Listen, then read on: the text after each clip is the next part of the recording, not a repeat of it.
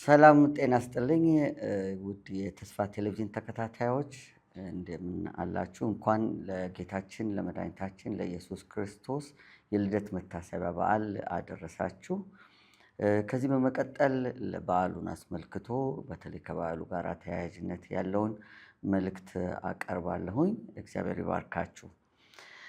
ስፍራ ያጣው ንጉሥ በሚል ርዕስ ነው መልእክቴን የማካፍለው። በሉቃስ ወንጌል ከምዕራፍ 2 ከቁጥር 1 ጀምሮ ያለውን ክፍል መጀመሪያ ያነብና ከዛ በኋላ ወደ መልእክቴ እሄዳለሁኝ። በዚያም ወራት ዓለም ሁሉ እንዲጻፍ ከአውግስጦስ ቄሳር ትእዛዝ ወጣች። ቀርኔሌዎስ በሶርያ አገረ ገዥ በነበረ ጊዜ የመጀመሪያው ጽሕፈት ሆነ። ሁሉም እያንዳንዱ ይጻፍ ዘንድ ወደ ከተማው ሄደ።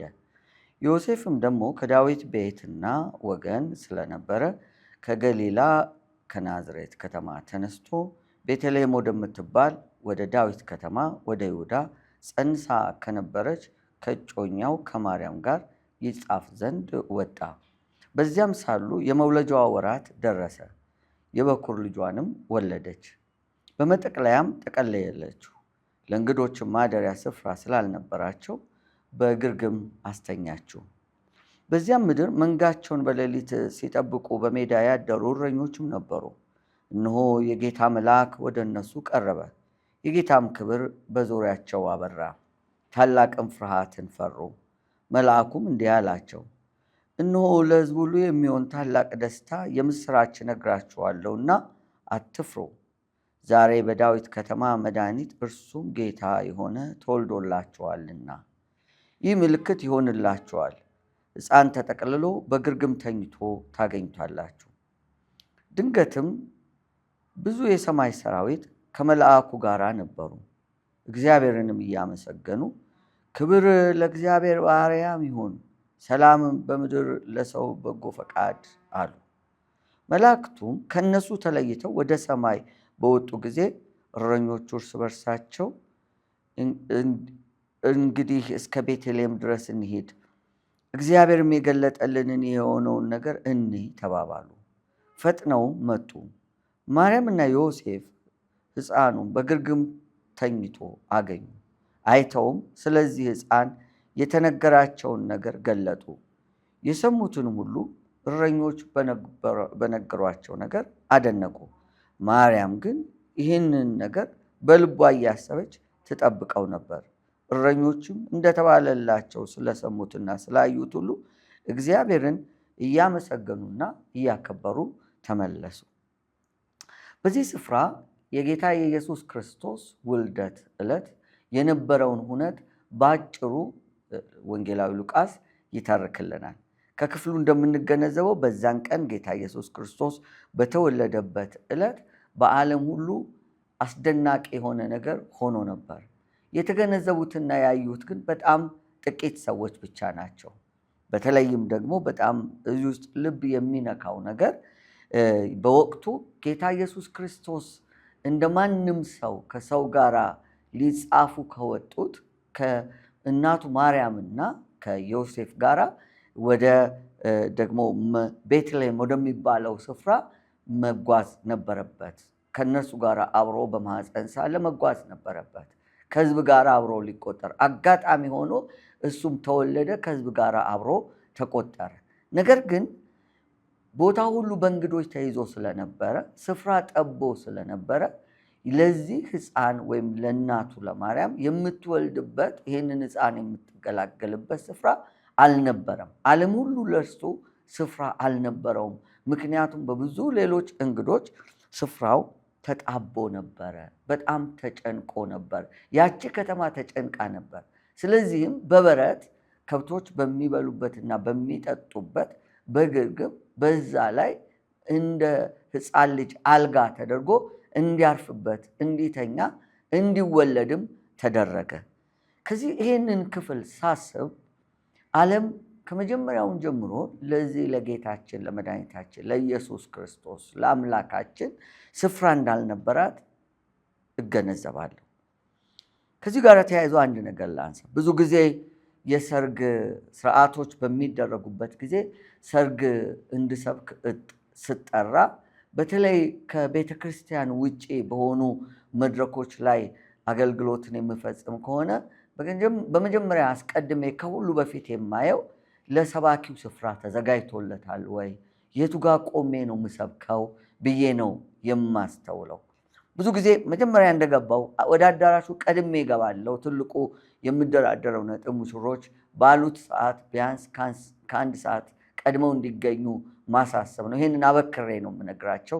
እኔ እግዚአብሔር እንደረዳኝ መጠን ቀድሜ እገኝና በአዳራሹ ላይ አዳራሹን እቃኛለሁ። ከቤተ ክርስቲያን ውጪ በሆኑ አዳራሾች፣ የሆቴል አዳራሾች፣ የመናፈሻ አዳራሾች ወይም ሌላ ሊሆን ይችላል።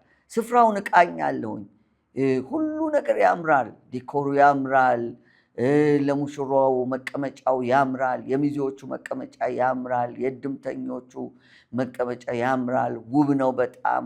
ሁሉ ነገር በስርዓት ተሰናድቶ መጠጡ፣ ምግቡ የሚቀመጥበት አንዳችም እንከን እስከማይወጣለት ድረስ ሁሉ ነገር ተዘጋጅቶ ይቀመጣል። ካሜራማኖቹ የት ጋር እንደሚቀመጡ፣ ፎቶግራፍ የሚያነሱት የት ጋር እንደሚቀመጡ፣ መብራቶቹ፣ ሁሉ ነገር በስርዓት ይደራጃሉ። ነገር ግን ሁሉ ጊዜም እንደው በአብዛኛው ማለት እችላለሁ የሚዘነጋ አንድ ነገር ሰባኪው የእግዚአብሔርን ቃል ቆሞ የሚናገርበት ቦታ ብዙ ጊዜ ይረሳል፣ ብዙ ጊዜ ይዘነጋል። በሆነች በተጣበበች ቦታ ወይም ከሙዚቀኞች ጋር ወይም ደግሞ አንዳንድ ጊዜ ከሙሽሮች ጋር ተሸጋሽገው ወይም ከሚዜዎች ጋር ተሸጋሽገው ወይም የሆነ ቦታ ውሸቅ ያለች ቦታ ነው ስፍራ የሚገኙ። አጋጣሚ ይሁን ታስቦበት ይሁን ድንገት ይሁን ባላውቅም ብዙ ጊዜ በቤተ ክርስቲያን ውጪ በሚደረጉ የሰርግ ስርዓቶች ላይ ለሰባኪው ወይም ለእግዚአብሔርን ቃል ለሚያመጣው ሰው ያን ያክል ትኩረት ሲደረግ አይታይም። ከዚህ የተነሳ ብዙ ጊዜ በቤተ ክርስቲያን ውስጥ ማገልገልን መርጣለሁ። ሰርግ ከሆነ ጠይቃለሁ፣ የት ነው የምታደርጉት? ሆቴል ነው ወይንስ አዳራሽ ውስጥ ነው ብዬ ጠይቃለሁ። አዳራሽ ከሆነ ብዙ አልመርጠውም። ከመረጥኩም በጣም ይህንን ለማሳሰብ እሞክራለሁ። ሁለቱ ምርጫዎች ግን ካሉኝ እዛ ለምን 5 ስታር ሆቴል አይሆንም? ወይም በጣም ትንሽ የቤተ ክርስቲያን እንኳን ብትሆን በቤተ ክርስቲያን ላይ መናገርን መርጣለሁ። ለምን? የተሰናዳ ቦታ በተሰናዳ ቦታ ላይ መናገርን ስለምመርጥ ማለት ነው። ወይም ደግሞ ይሄ የበለጠ ስለሚያስደስተኝ። ይሄንን ሳስተውል ደግሞ ሌላ ነገር አስተውላለሁ። በተለይ ከወንጌላውያን ቤተ እምነቶች መካከል ወደ መካነ ኢየሱስ ቤተክርስቲያን በሚሄድበት ጊዜ በጣም የምወደው ነገር አለ። የመካነ ኢየሱስ ቤተክርስቲያን በተለይ የጥንቶቹ አስቀድመው የተሰሩት የሰባኪ የተለየ ቦታ አለ። ከፍ ያለ ቦታ እንደ ሳጥን ነገር እንደ በር ነገር ሁሉ ያላት ከፍ ያለች ቦታ አለች። አንድ ቀን መጀመሪያ ላይ ትርጉሙ አይገባኝም ነበር። አንድ የእንጦጦ ወንጌላዊት ቤተክርስቲያን መካነ ኢየሱስ ቄስ ነገረኝ። ለምንድን ነው እዚህ ጋር እንደዚህ አይነት ስፍራ ያዘጋጃችሁ ስል የእግዚአብሔር ቃል ከሁሉም ይልቅ ከፍ ያለ ስለሆነ ያንን ታሳቢ በማድረግ ነው አለኝ። ከዛን ጊዜ ጀምሮ ያንን ስፍራ በጣም እወደዋለሁ። በእርግጥ አሁን ላለነው ለዚህ ዘመን ሰባኪዎች ብዙ ምቹ አይደለም። እንደ ልብ ተወራይቶ ለመስበክ አይሆንም። እዛው የሆነች ቦታ ነው ተቆልፈ እንድንቆም የሚደረገው። ነገር ግን ለእግዚአብሔር ቃል የተሰጠውን ክብር ሳይ በጣም ደስ ይለኛል። ይህን ክፍል ካነሳን ወይም ከተመለከትን አንጻር ጌታ ኢየሱስ ክርስቶስ ወደዚህ ምድር በመጣ ጊዜ የእግዚአብሔር ቃል ለተባለው ለእርሱ የዓለም ሁሉ ፈጣሪ ዓለምን ላበጀ ዓለምን ለሰራው ዓለም ስፍራ አልነበራትም ወይም ጠቧት ነበር። በአጋጣሚ ሆን ድንገት ወይም ደግሞ ሆን ተብሎ የተሰራ እንደሆነ በእርግጠኝነት መናገር ባይቻልም እንደ ሰው ሲታይ ስፍራው ጠቦ ነው። ስፍራው ደግሞ ከዛ በኋላ ሌላ ሰው ስለማይጨምር ነው ብለን ልንል እንችላለን። ነገር ግን ከዛ በኋላ እየሆነ ያለውን ነገር ደግሞ ስንመለከት ዓለም ለዚህ ታላቅ ሕፃን፣ ታላቅ መድን፣ ታላቅ መድኃኒት ስፍራ እንዳልነበራት እንገነዘባለን። ሉቃስ እንደጻፈልን ለእረኞች የመጣላቸው በመላእክቱ የመጣላቸው መልእክት አስደናቂ ነው። ለሰው ሁሉ የሚሆን ታላቅ ደስታ የምስራች እነግራቸዋለሁ። በዓለም ላይ ለሰው ሁሉ የሚሆን የምስራች ፈልጎ ማግኘት ፈጽሞ አይቻልም። አንዱን ደስ የሚያሰኘው ነገር ሌላውን ሊያስከፋ ይችላል፣ ወይም ደግሞ ምንም ትርጉም የሌለ ሆኖ ሊታይ ይችላል። ይህንንም በተለያየ ሁነቶች ውስጥ ማየት እንችላለን። ረጅም ጊዜ በፈጀ የፍርድ ቤት ክርክር ውስጥ ያለፉ ሰዎች በመጨረሻ የመጨረሻ ውሳኔ በሚሰጥበት ጊዜ አንደኛው በጣም ደስ ሲሰኝ ሌላኛው ያዝናል። በስፖርታዊ ውድድሮች ፍጻሜ በወዲና በወዲያ ያሉትን በደንብ አድርገን ስናስተውላቸው አንደኛው በደስታ ሲቦርቅ የሜዳኛውን ጫፍ አልበቃ ብሎት እየተሽከረከረ ሲቦርቅ፣ ሌላኛው ደግሞ በሌላኛው ደግሞ የሜዳኛው ጫፍ ላይ ሆኖ ሲያለቅስ ልታዩት ትችላላችሁ። ስለዚህ ዓለም በየትኛውም ሁኔታ ቢሆን ለሰው ሁሉ የሚሆን ታላቅ ደስታና የምስራች ሊኖራት አይችልም። አንዱን ያስደሰተ አንዱን ያስከፋል። አንዱ ደግሞ የተባረከበት ሌላው የተረገመበት መስሎ እስኪሰማው ድረስ ሊያዝንና ሊመረርበት ይችላል። ይሄ ግን የጌታ የኢየሱስ ክርስቶስ መወለድ ለሰው ሁሉ የሚሆን ታላቅ ደስታና የምስራች ነው። ለሰው ሁሉ የሚሆን ታላቅ ደስታና የምስራች፣ ለማንም ቢሆን፣ ለድሃው ቢሆን፣ ለሀብታሙ፣ ላለው ቢሆን፣ ለሌለው፣ ለተማረው ቢሆን፣ ላልተማረው፣ ለጥቁሩ ቢሆን፣ ለነጩ፣ ለወጣት ቢሆን፣ ለሽማግሌው፣ ለሴቱ ቢሆን፣ ለወንድ፣ ለሕዝቡ ሁሉ የሚሆን ታላቅ ደስታና የምስራች የጌታ ኢየሱስ ክርስቶስ መወለድ ለሰው ሁሉ የሚሆን ታላቅ ደስታና የምስራች። በፖለቲካ ፓርቲ ክርክሮች መካከል ለረጅም ጊዜ ተከራክረው ዲሞክራሲ በሚሉት መንገድ ተከራክረው እኔ ሀገሪቷን ብመራ ይሄን አደርጋለሁ ብለው የልባቸውን ሁሉ ዘርግፈው ሲያበቁ ምናልባት ከ10 ምናልባት ደግሞ ከ2 የሚመረጠው መጨረሻ አንዱ ብቻ ነው። ስለዚህ ለብዙዎች ሐዘን ይሆናል። አንዱ ሲደሰት፣ ደጋፊዎቹ ሲደሰቱ፣ ሌላው ያዝናል። ለሁሉም የምስራች ሊሆን አይችልም። ኢቭን ለመረጧቸው እንኳን ሰዎች የምስራችን ታላቅ ደስታም ሊሆኑ አይችሉም። ወዲያው በመረጧቸው ሰዎች ሲመረሩ፣ ሲያዝኑ፣ ሲቆጡ እኔ እኮ የመረጥኩት እንደዚህ ሊያደርግልኝ አልነበረም ሲሉ ልታገኟቸው ትችላላችሁ። ኢየሱስ ዓለም መርጠው አይደለም፣ ዓለምን መርጦ እንጂ የመጣው እሱ ግን ለሰው ሁሉ የሚሆን ታላቅ ደስታና የምስራች ነው። ማቴዎስ ታላላቅ 2 ነገሮችን ይነግረናል። ስለ ጌታ ስለ ኢየሱስ ክርስቶስ መወለድ በተረከበት ክፍል ላይ 2 አስደናቂ ነገሮችን ይነግረናል። የመጀመሪያው ስለ ኢየሱስ ክርስቶስ መወለድ በሚናገርበት የማቴዎስ ወንጌል ላይ መድኃኒት ይለዋል። ኢየሱስ መድኃኒት ነው። ታላቅ የሆነ የዓለምን ሁሉ ኃጢአት የሚያስተሰርይ የዓለምን ሁሉ ኃጢአት የሚያስወግድ መድኃኒት ነው የምትወልጀው አላት ለቅድስት ድንግል ማርያም። ኢየሱስ መድኃኒት ነው። የዓለምን ሁሉ ኃጢአት፣ የኃጢአት መድኃኒት፣ የነፍስ የመንፈስ የሥጋ መድኃኒት፣ የሁለንተና መድኃኒት ነው። በዚህ ምድር ላይ ያሉ መድኃኒቶች አንዱን የወሰድን እንደሆነ ምናልባት አንደኛውን ለመፈወስ ሌላውን በአንድም በሌላ መልኩ በተወሰነም መልኩ ቢሆን መጉዳታቸው አይቀርም። የጎንዮሽ ጉዳት የሌለው ሳይድ ኢፌክት የሌለው መድኃኒት ብዙ አይገኝም። ስለዚህ መድኃኒት ግድ ካልሆነ በስተቀር እንዲወሰድ አይመከርም። ምክንያቱም ለአንዱ የተወሰደው ሌላው ሊጎዳ ስለሚችል። ኢየሱስ ግን ለሁሉ የሚሆን መድኃኒት ነው። ለሁሉ የሚሆን ለአንዱ ወስደን ሁለንተናን የሚፈውስ መድኃኒት ነው። የጎንዮሽ ጉዳት አይደለም። ፈጽሞ ለአንድ ነገር ወስደን ሁለንተናን የሚፈውስ፣ ማንነትን የሚፈውስ፣ ትዳርን የሚፈውስ፣ ቤተሰብን የሚፈውስ፣ ሀገርን የሚፈውስ፣ ጤናን የሚፈውስ፣ አእምሮን የሚፈውስ፣ ስጋን የሚፈውስ፣ ነፍስን የሚፈውስ ሁለንተናዊ ፈውስ የሆነ መድኃኒት ነው። ሌላው በማቴዎስ የተገለጠልን የኢየሱስ ክርስቶስ መምጣት፣ ወደዚህ ምድር መምጣት ካገኘናቸው በረከቶች እግዚአብሔር ከኛ ጋር መሆኑ ነው። ኖ ድንግል ትጸንሳለች፣ ወንድ ልጅንም ትወልዳለች፣ ስሙንም አማኑኤል ይሉታል። አማኑኤል ማለት እግዚአብሔር ከኛ ጋር ማለት ነው። በስጋ እና በደም ከኛ ጋር የተካፈለው ሰው የሆነው አማኑኤል የተሰኘው እርሱ ክርስቶስ ከኛ ጋር በመሆኑ ምክንያት የእግዚአብሔር ዘመዶች ሆንን። የሩቅ ዘመድ እንዳይመስላችሁ፣ በጣም የሩቅ ዘመድ አይደለም የሆነው። በክርስቶስ በኩል የእግዚአብሔር ልጆች ነው የሆነው። ይህንን ገጸ በረከት ነው በክርስቶስ በኩል እግዚአብሔር ወደኛ ያደረሰልን። ስለዚህ ወንድሞቼ ብሎ ሊጠራን አላፈረብንም ይላል። ወንድሞቹ አደረገን፣ ልጆቹ አደረገን። ልጅ መሆን ደግሞ ክብሩ ታላቅ ነው። የቱንም ያክል ትልቅ ባለጠጋ ኃይለኛ የሚባል ሰው እንኳን ቢሆን ለልጁ ያለው ስፍራ የተለየ እንደሆነ እናውቃለን።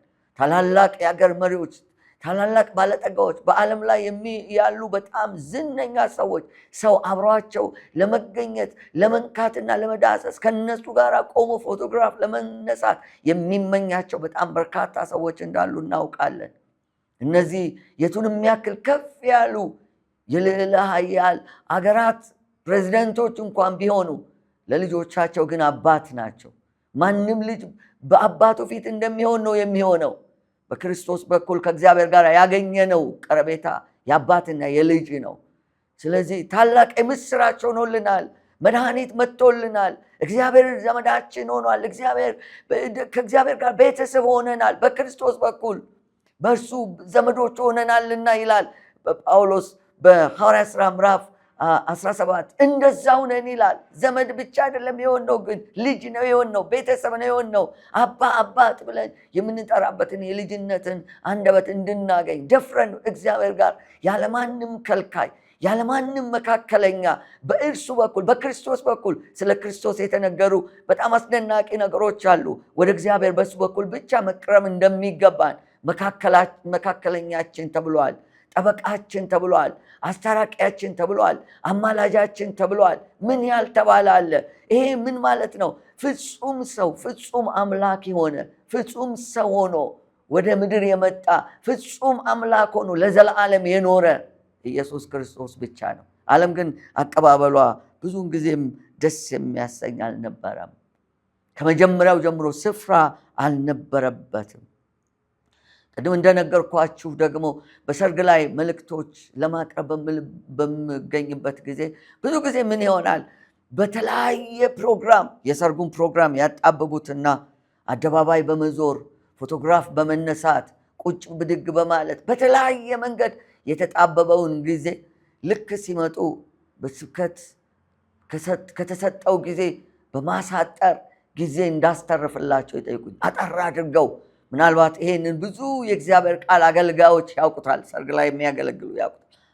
ይህ በብዙ ነገር የተጣበበውን ጊዜ ዋና የሆነውን እግዚአብሔርን ቃል ለመስማት ሰዎች ጊዜ ሲያጡ ያለው ወገኖች ሆይ ዛሬ ቆም ብለን እናስብ። በዚህ በጌታችን በኢየሱስ ክርስቶስ ልደት ቀን ምን ያህል ስፍራ እንሰጠዋለን? በሕይወታችን ለቃሉ ምን ያህል ስፍራ እንሰጣለን? ከእሱ ጋር ለመገናኘት ለጸሎት፣ በአምልኮ የእግዚአብሔርን ቃል ለመካፈል ምን ያህል ጊዜ እንሰጣለን? እግዚአብሔር ይፈልጋል፣ ጊዜ እንድንሰጠው ይፈልጋል፣ እጅግ በጣም ይፈልጋል።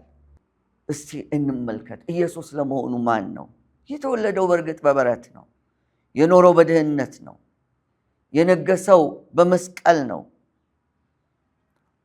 በተናቀ ስፍራ ተወልዶ ድሃ ሆኖ ኖረ። ዘመኑን ሙሉ ከድሆችና ከምስኪኖች ጋር አሳለፈ።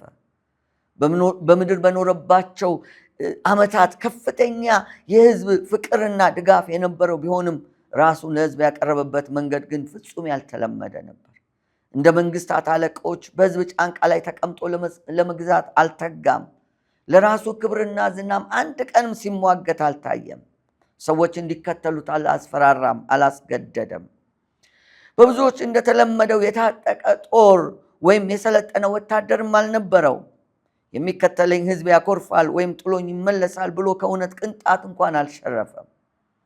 አንዳንዶች የተናገረው ሳይገባቸው ወይም አስጨንቋቸው ወደኋላ ሊመለሱ ሲያስቡ እናንተስ ልትሄዱ ትወዳላችሁን የሚል እንዲያም ሆኖ ሕዝቡን ከልቡ የሚወድና የሚያከብር ነገር ግን በሕዝብ ብዛት ደግሞ የማይመካ እውነተኛ በቃሉ የሚታመን በሁለት አፍ የማይናገር የተናገረውን የሚያደርግ ሐቀኛ እውነተኛ መሪ ነው ኢየሱስ።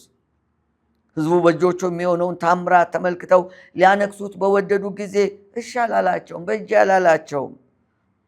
በማንም ላይ ጫና ለመፍጠር አስበው አይደለም ሕዝብን ያስከተለው። ለእያንዳንዱ ኮሽታ የሕዝብ ስጋት፣ የሕዝብ ረብሻ በሆነበት ዓለም ተገኝቶ ለሕዝብ ሁሉ የሚሆን ዘላለማዊ ዋስትናና ተስፋን ሰጥቷል።